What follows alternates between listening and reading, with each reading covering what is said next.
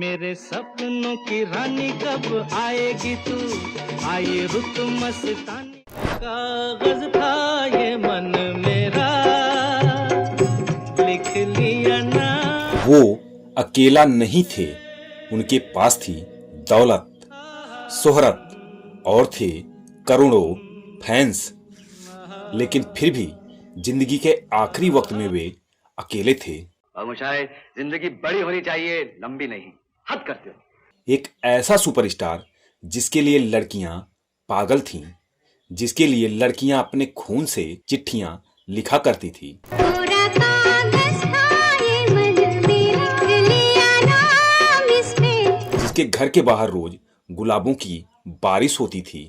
वह जिधर से निकलते थे उस रास्ते की धूल लड़कियां अपने मांग में सजाती थी। जिसकी एक झलक पाने के लिए हजारों लड़कियां सड़कों पर उतर आती थी। जिसके पोस्टर पर लड़कियां लिपस्टिक से आई लव यू लिखा करती थी।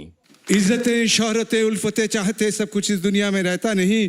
आज मैं जहां हूं कल कोई और था। ये भी एक दौर है, वो भी एक दौर था। कैसे और क्यों उस इंसान की मौत एक सुनसान बंगले में तन्हाई और दर्द के साए में हुई। 14 लगातार फिल्में, वो भी सारी की सारी सुपरहिट। यह अनोखा रिकॉर्ड जो आज तक कोई नहीं तोड़ पाया। उनकी आंखों में रोमांस बोलता था, उनकी मुस्कान में जादू था, मगर उस मुस्कान के पीछे का दर्द किसी ने जानने की कोशिश नहीं की। जिसने इंडस्ट्री को स्टारडम सिखाया, वह गुमनामी में क्यों खो गया? वह जिंदगी के आखिरी दौर में किसके इंतजार में पलके बिछाए बैठे थे? यह कहानी है उस सितारे की जिसकी चमक बॉलीवुड में सबसे ऊंची थी, लेकिन अंत सबसे बुरा। जिसकी जिंदगी बाहर से तो ऐसो आराम की दिखती थी, मगर अंदर से वह रोज टूटते गए। प्यार, परिवार, राजनीति, दोस्ती, हर रिश्ते ने उन्हें तोड़ा।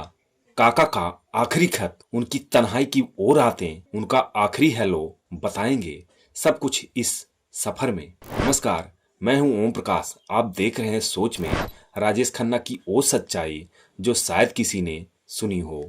राजेश खन्ना को प्यार से काका कहा जाता था। इनका स्टारडम इस कदर था कि बॉलीवुड में एक कहावत थी कि ऊपर आका और नीचे काका, यानी कि ऊपर भगवान और नीचे राजेश खन्ना, ये दो लोग ही पावरफुल हैं।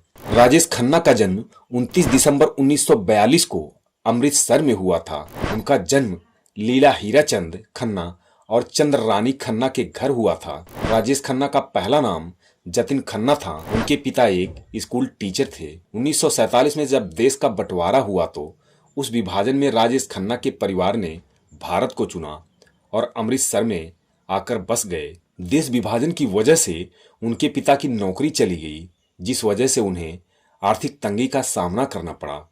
हालत इस कदर बदतर थे कि वह परिवार का भरण पोषण तक नहीं कर पा रहे थे। वहीं उनके बड़े भाई चुन्नी लाल खन्ना के पास करोड़ों की संपत्ति थी, मगर संतान एक भी नहीं थी। ऐसे में राजेश खन्ना के पिताजी ने अपने बड़े भाई चुन्नी लाल खन्ना को सौंप दिया। बचपन से ही राजेश खन्ना को काका नाम से बुलाया जाता था। पंजाबी भाषा में काका का मतलब छोटा बच्चा होता है। 10 साल की उम्र से ही राजेश खन्ना थिएटर से जुड़ गए थे। वह एक्टिंग से बहुत प्यार करते थे। वे कॉलेज के दिनों में भी थिएटर और स्टेज शो से जुड़े रहते थे। राजेश खन्ना ने अंधा युग नाम के एक नाटक में सैनिक का किरदार निभाया, जिसे देखकर चीफ गेस्ट ने कहा, बेटा तुम्हें फिल्मों में काम करना चाहिए। लेकिन पिताजी नहीं चाहते थे कि राजेश खन्ना फिल्मी दुनिया में कदम रखें। पिता के मना करने के बाद भी वह नहीं माने और यह बात उन्होंने अपने मामा को बताई, जिन्होंने फिल्मों के लिए उनका नाम जतिन से बदलकर राजेश खन्ना रख दिया।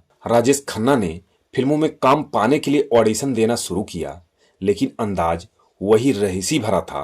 वह ऑडिशन भी एमजी स्पोर्ट्स कार से देने जाया करते थे। उस समय ऐसी कारों का कलेक्शन फिल्मी सितारों के पास भी नहीं होता था। जब राजेश खन्ना की मुलाकात डायरेक्टर से होती तो वह कहते थे कि अगर आप जूनियर आर्टिस्ट का भी रोल हमें देंगे तो हम उसे भी पूरी शिद्दत से करूंगा, मगर कोई उनकी बातों को तवज्जो ही नहीं देता था। फिर आता है साल 1965। फिल्म प्रोड्यूसर्स ने मिलकर all India talent Hunt contest का आयोजन किया था, जिस शो में 10,000 से ज्यादा लोगों ने भाग लिया था और उनमें से एक थे काका यानी राजेश खन्ना। इस टैलेंट हंट शो में राजेश खन्ना ने इतना जबरदस्त परफॉर्म किया कि वो पहले टॉप 8 की लिस्ट में शामिल हो गए और फिर विनर भी बन गए।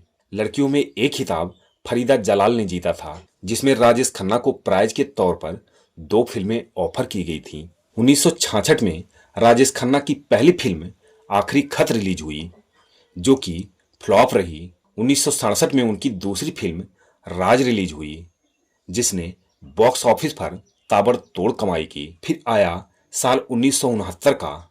इस साल इनकी 3 फिल्में रिलीज हुई, जिसमें डॉली, इत्तेफाक और आराधना। फिल्म आराधना रिलीज के बाद ही क्रिटिक्स ने उन्हें हिंदी सिनेमा का पहला सुपरस्टार मान लिया था। आराधना 100 हफ्तों तक चलने वाली पहली फिल्म बनी थी। पहली फिल्म आराधना का टाइटल वंदना था। ठीक इसी कहानी पर एक और फिल्म लिखी गई थी, जिसका टाइटल एक श्रीमान एक श्रीमती था।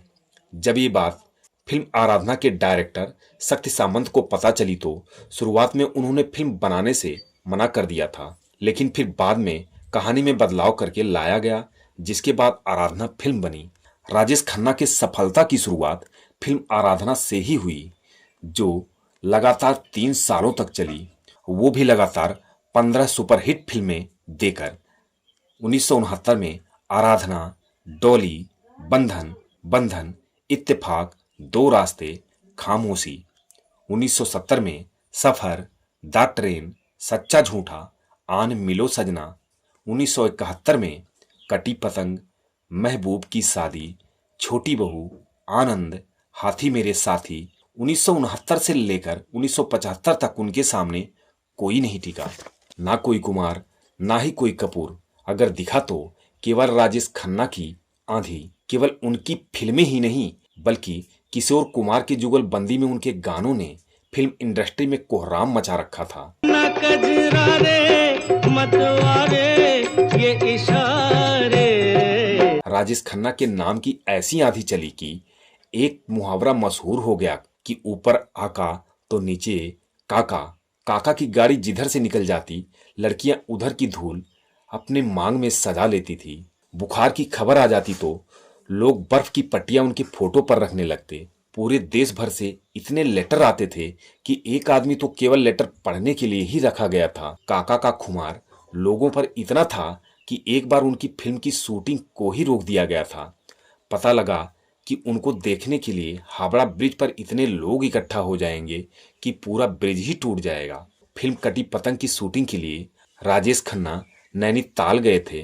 शूटिंग लोकेशन नैनी झील के आसपास होने की वजह से झील को 3 दिनों के लिए चारों तरफ नाव से बांध दिया गया था। वजह यह थी कि लोग उन्हें देखने के लिए इतनी तादाद में पहुंचेंगे, जिस वजह से हादसा होने का खतरा था।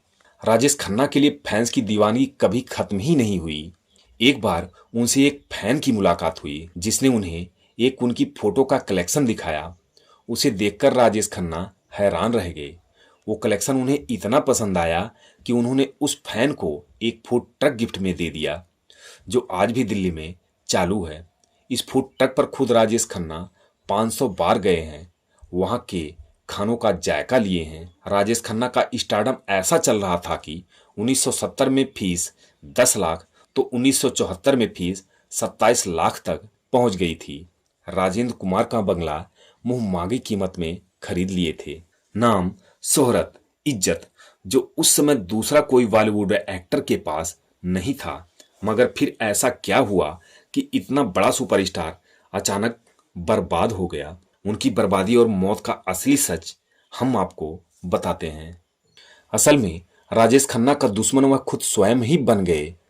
लोग भले ही कहा करते थे कि वह घमंडी थे, लेकिन उनका लाइफ स्टाइल ही ऐसा था कि लोगों को उनका अहंकार नजर आता था। राजेश खन्ना जब अपने स्टारडम की बुलंदी पर पहुंचे तो शराब और पार्टियों के बीच ऐसे उलझे कि उनको अपनी शूटिंग को ही डिले करना पड़ता था। शूटिंग अगर सुबह 8 बजे की होती तो वह रात को 8 बजे पहुंचते। तब तक सारा स्टाफ उनका इंतजार करता रहता। इतने बड़े सुपरस्टार को टोकने की हिम्मत कोई नहीं कर पाता था, लेकिन अंदर ही अंदर फिल्म मेकर नाराज रहा करते। उनके पास जब तक राजेश खन्ना का कोई विकल्प नहीं था, तब तक वह नजरअंदाज करते रहे। उसके अलावा राजेश खन्ना कुछ भारतीय लेखकों को भी नाराज कर बैठे, जिसमें सलीम खान और जावेद अख्तर जैसे लेखक थे। दोनों ने राजेश खन्ना के फिल्म के लिए कई स्टोरी लिखे थे, मगर राजेश खन्ना ने जावेद अख्तर और सलीम खान से बोला कि आप केवल हमारे लिए ही काम करें। मगर दोनों लेखकों को यह बात पसंद नहीं आई। वह बोले कि आप तो 10 प्रोड्यूसर्स के साथ काम करते हैं और आप हमसे चाहते हैं कि केवल आपके ही साथ काम करें, ऐसा नहीं हो पाएगा। वहीं एक दिन सलीम खान ने संजीव कुमार की तारीफ कर दी। यह बात राजेश खन्ना को पसंद नहीं आई, क्योंकि उन दिनों राजेश खन्ना और संजीव कुमार की आपस में 36 का आंकड़ा चलता था। इसी दिन से राजेश खन्ना ने सलीम और जावेद से बात तक करनी बंद कर दी थी। वहीं सलीम और जावेद ने उनके साथ काम ना करने का फैसला कर लिया। जो 25 बरस में नहीं हुआ वो अब होगा। उन्होंने रोमांटिक राजेश खन्ना के मुकाबले यंगरी और यंग हीरो को खड़ा करने के लिए स्क्रिप्ट लिखनी शुरू कर दी। प्रकाश मेहरा को विश्वास दिलाकर अमिताभ बच्चन को फिल्म जंजीर दिलवाई, जिसमें पहली बार अमिताभ बच्चन का उदय हुआ। जब तक बैठने को न कहा जाए शराफत से खड़े रहो। ये पुलिस स्टेशन है, तुम्हारे बाप का घर नहीं। और इसके बाद सलीम जावेद ने और दमदार स्क्रिप्ट लिखकर यश चोपड़ा और गुलशन राय के पास पहुंचे। उनको स्क्रिप्ट पसंद आई। वह बोले इसमें हीरो का रोल राजेश खन्ना को दे देंगे। यह बात सुनकर सलीम और जावेद बोले अगर हमारी स्टोरी चाहिए तो राजेश खन्ना नहीं, अमिताभ बच्चन को एज ए हीरो का रोल देना होगा। और इस तरह से फिल्म का हीरो अमिताभ को बनाया गया, जो कि फिल्म दीवार थी। यह फिल्म सुपरहिट हो गई और यहीं से अमिताभ का करियर बुलंदी पर पहुंच गया और राजेश खन्ना का डाउनफॉल शुरू हो गया। कुछ ही सालों में अमिताभ बच्चन सुपरस्टार बन गए और राजेश खन्ना अच्छी स्टोरी ना मिलने की वजह से एक ही जैसा रोल करते करते बर्बाद हो गए। वह केवल रियल लाइफ में ही नहीं बल्कि रियल लाइफ में भी बर्बाद होते गए। कभी अंजुम महंदू से प्यार करने वाले राजेश ने डिम्पल से शादी कर लिए और फिर बाद में टीना मुनीम के प्यार में पड़ गए तो डिम्पल भी छोड़कर चली गईं। कभी जिसके पास बंगले आशीर्वाद में पार्टियां खत्म ही नहीं होती थी, वहां अब उनको कोई पूछने वाला तक नहीं था। जीवन के अंतिम दौर में वह अनीता आडवाणी नाम की महिला के साथ रहने लगे थे। अपनी बिगड़ी लाइफ स्टाइल और शराब की लत से राजेश खन्ना का पूरा लीवर खराब हो गया था। जब साल 2011 में तबीयत बहुत खराब होने पर जांच कराई गई तो पता चला कि उनको लीवर कैंसर है। आखिरी समय ऐसा हो गया कि वह केवल लिक्विड भोजन पर ही आश्रित हो गए। 80 के दशक में जब उनका स्टारडम फीका पड़ा तो धीरे धीरे लोगों ने उनसे मुंह मोड़ लिया। रिश्तेदार, दोस्त, इंडस्ट्री के साथी सब एक एक करके दूर होते गए। घर में सिर्फ सन्नाटा था। आखिरी दिनों में राजेश खन्ना केवल अकेले ही रहते थे। बीमारी से जूझते हुए वह दिन भर घर की दूसरी मंजिल में बैठकर दरवाजे की ओर देखते रहते थे। ऐसा लगता था कि शायद किसी का इंतजार हो, शायद कोई पुराना दोस्त, कोई चाहने वाला, या शायद वह भीड़ जो कभी उनका नाम चिल्लाती थी। वह आखिरी वक्त में सिर्फ किसी अपने के इंतजार में अकेले बैठे थे। 18 जुलाई 2012 का दिन बॉलीवुड का पहला सुपरस्टार यह समझ गया था कि आज इनका आखिरी दिन है। आसपास कुछ रिश्तेदार थे जो उनको संभाल रहे थे। उनके मुंह से आखिरी शब्द निकला, टाइम अप हो गया है, बैकअप।